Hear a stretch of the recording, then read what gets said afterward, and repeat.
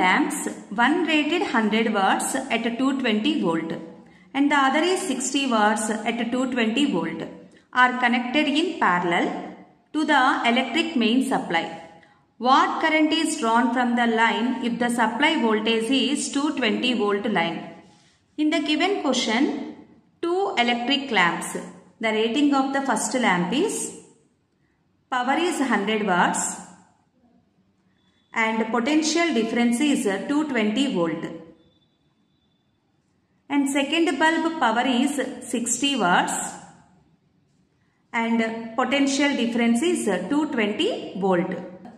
These two bulbs are connected in parallel in an electric circuit of potential difference is 220 volt. We have to find out the current drawn from the line when these two bulbs are connected in parallel. First bulb, second bulb. These two bulbs are connected in parallel. Now, potential difference is 220 volt. Current is passing from positive terminal of the battery to the negative terminal. But at this point, two different paths are available.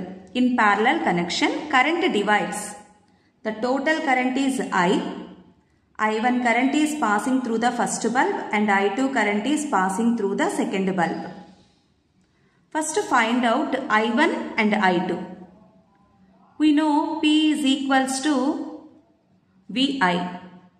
I is equals to P by V.